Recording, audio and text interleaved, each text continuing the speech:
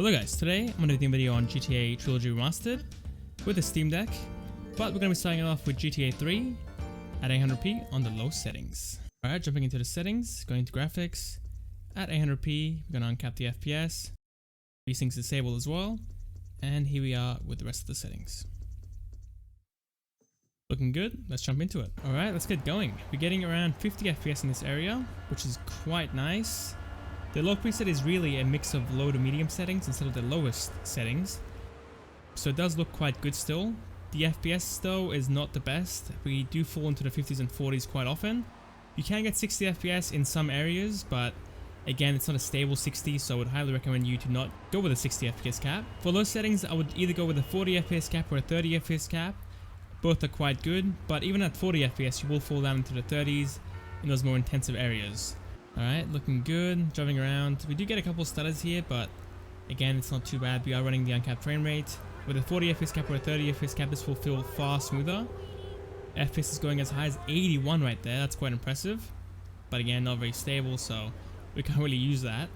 Now for your battery life, we're going to be getting around an hour and 40 minutes to 2 hours and 20 minutes of gameplay.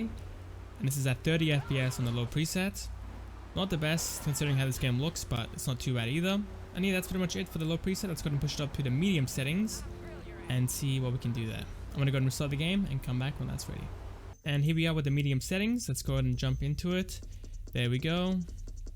Now since low settings was a mix of medium and low settings, the medium settings is a mix of medium and high settings. So the game should be far more intensive than what we had before in the low settings. Falling down into the low 30s here. Not too bad. It is definitely playable still, but the car is not as responsive as what it was at 40/50 FPS. But it's definitely usable if you want to go with the medium settings. The graphical quality isn't really too improved compared to the low settings, so I wouldn't really recommend using this. I think low settings is a good balance between low and medium, and FPS is pretty good as well over there. So medium settings seems a bit excessive for the Steam Deck. And for your battery life, you're going to be getting around an hour and a half to an hour and 50 minutes of gameplay. So a bit worse than the low settings, and for how much you're gaining in quality, it's not really worth it.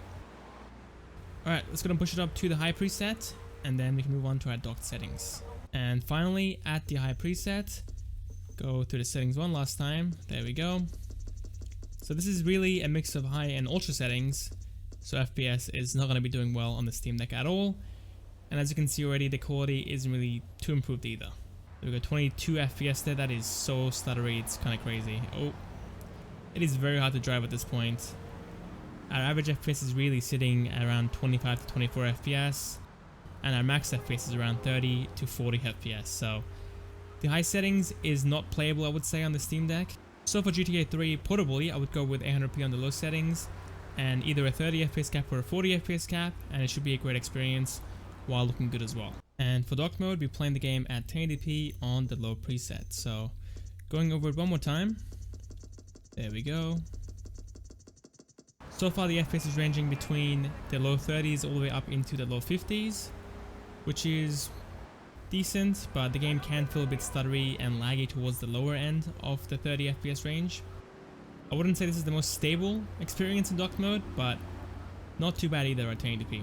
Now one thing that we can do is to play the game at 900p and use FSR to upscale to 1080p, and that should give us way better frames while keeping the quality very close to 1080p. So playing the game at 900p with FSR enabled, we're getting around 45 FPS, but we can go as high as 60 FPS, which is an increase over what we had before at 1080p.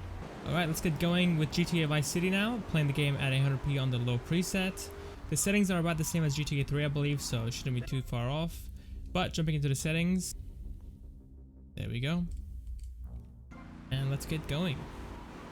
FPS is sitting in the mid 40s all the way up into the 50s. I have yet to see it hit the 60s on this game, whereas in GTA 3 we could hit 60 FPS in some areas. So it seems to be a little bit more intensive compared to that game. Getting a lot of popping on the left right there, that looked pretty bad. I kinda want to steal this guy's car. Hey, give me a convertible, buddy. So on average, at the low settings, FPS is going to be sitting around 45 FPS, which is quite nice. We do get a couple of stutters, unfortunately, so about the same as GTA 3. And for this game, you can go with a 40 FPS cap or a 30 FPS cap again. But remember, at 30 FPS, the car will feel less responsive compared to 40. So if you want to have the best handling or the best experience, then go with 40 FPS, but if you want to have the smoothest or the most stable experience, then go with 30 FPS. Oh my god, look who you killed! What happened here? My Lambonado, thank you very much. Okay, playing the game at the medium settings now. Jumping into it, there we go. And again, remember that the medium settings is a mix of medium and high and not just strictly medium settings. Okay, so in GTA 3, we were ranging between 25 to 30 FPS.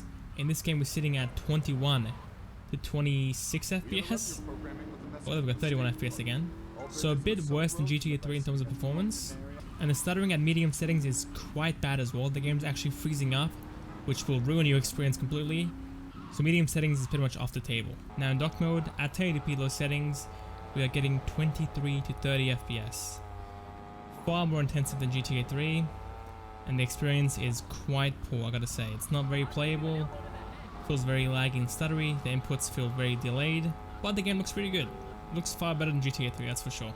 As you can see with FSR enabled at 900p, we're getting 40 FPS, so a 10 to 20 FPS increase over what we had before at 1080p. And the quality looks very similar as well to 1080p, so not really losing much while gaining a lot of performance. Now GTA San Andreas performed about the same as the other games, so at low settings 800p, we're getting around 35 FPS all the way up to 65 FPS.